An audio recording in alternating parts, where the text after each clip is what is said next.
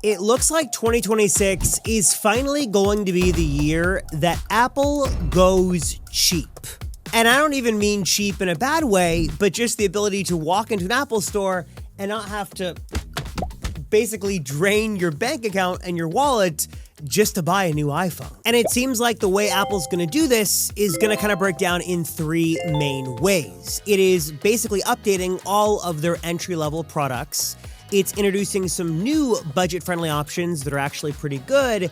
And then last is to bring in a new payment method, Apple Pay, but that one's already taken, something like it, like a new program that makes getting new Apple stuff actually affordable for everyone, not hundreds of dollars a month. But let's back up though and start with point number one, and that is Apple updating basically all of their entry-level offerings and making them as good as they possibly can.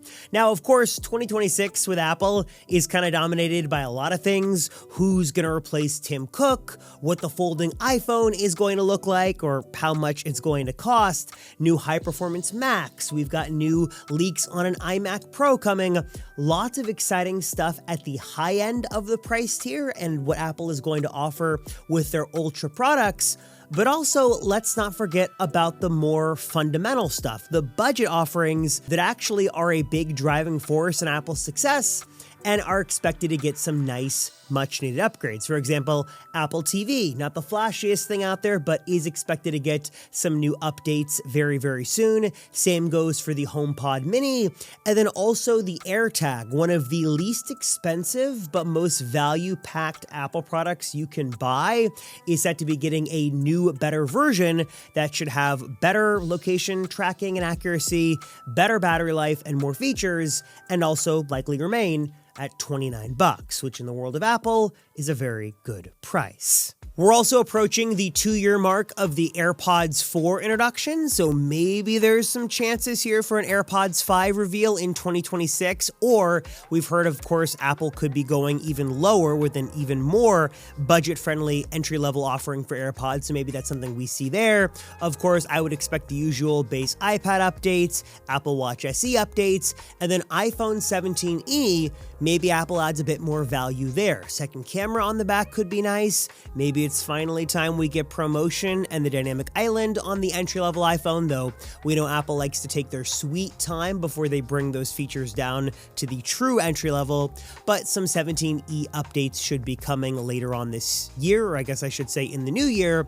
But with all that being said, kind of the more exciting thing when it comes to Apple going cheap in the new year is a new fleet of even more affordable devices that are brand new to the lineup and offer even better value and even better prices. For example, one of the most exciting things to come in 2026 is going to be this new budget level MacBook. There is some chatter this could be the MacBook SE or the reintroduction of the ill-fated MacBook. Whatever the name is, we're hearing that it's going to have a new design, could come in some colors. It's going to have an A-series Apple Silicon chip that powers the iPhone, so not M-series level, but still very fast and very capable, and an even better starting price. That instead of $1,000 for a MacBook Air, we're maybe talking $699 or $799 for this MacBook, which again is still a lot of money, but I think, correct me if I'm wrong down below, basically like the cheapest modern Apple laptop we have ever seen. Because remember, when the MacBook Air burst onto the scene, it was very expensive, not like the netbooks that preceded it, where this is kind of opposite. It's Apple giving us that premium flair and that portability, but for an offering that would not break the bank. And man, if Apple could get down to like $499 for this thing, that'd be amazing. Not gonna, hope that or expect any miracles to happen here, but even $600, $700, somewhere around that ballpark would be really great for, of course, I'm sure what's going to be a very fast, capable, and great battery life-filled MacBook that hopefully comes in a pop or two of color. There's also been some new chatter just over the last couple of days that Apple could be expanding their iPhone lineup over the coming years. That in addition to the iPhone Fold on the high end, maybe there actually could be room for an even lower end iPhone on the other end of this price spectrum, which actually does kind of align with some rumors we had heard, I want to say 2 years-ish ago, a little while ago, that Apple could be exploring an even cheaper iPhone. Now, the iPhone roadmap as it stands is a little confusing. We've got folding phones, Pro phones, Air phones, things like that. But I wonder with the expansion, and especially with the split now where we're going to get Pro phones released in the fall, non-Pros in the spring, I wonder if there's room for an even more budget-friendly iPhone, that if Apple could find even more ways to scale down costs and to shave off prices on components, I wonder if there is a market or even a desire for like a $299 or $399 iPhone, that there are no subsidies, there are no gimmicks or gotchas, but there is a true smaller budget entry-level iPhone. Now that could be one way Apple goes, or maybe Apple fills out the iPhone at a more mid-tier offering level or higher tier offering level, but I do wonder if Apple was to make a like $300 iPhone or $400 iPhone and it only had one camera and it had a smaller screen and maybe an older Apple A series chip, do you think people would want that? Like, do you think that if Apple brought back a small phone that was super cheap, people would actually like it or not? Drop a comment down below and let me know if that's something you'd be interested in buying. And then, of course, despite what Apple does decide to release or what they don't decide to release, one of the things that could make 2026 a great year for them is if they could figure out a way to really get pricing right.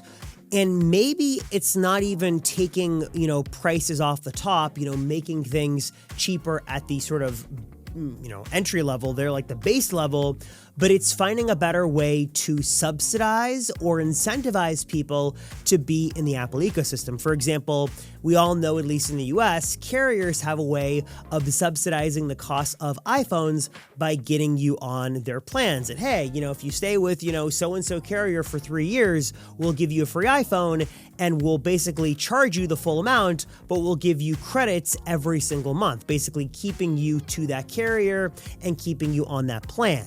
And while Apple does have payment plans and they have the iPhone upgrade program, those are more financing kind of arrangements, where this would be more of like a hardware subscription service where you would pay a fixed amount every month and maybe get access to one device or multiple devices, or you can mix and match certain things and basically subscribe to get the hardware for when you wanted it and take it back when you don't want it, where it wouldn't be a payment plan. You're not like leasing to own, it's just subscribing to have it and getting rid of it when you don't want it. And while this would certainly be a bit of an odd arrangement, it is something we've actually heard that Apple was kind of working behind the scenes to do. I believe it was Bloomberg who had touched on it a while ago in a couple of reports. It certainly sounds easier said than done. I'm sure there's a lot of hoops that Apple would have to jump through, but carriers already do this, and there are other companies doing this already.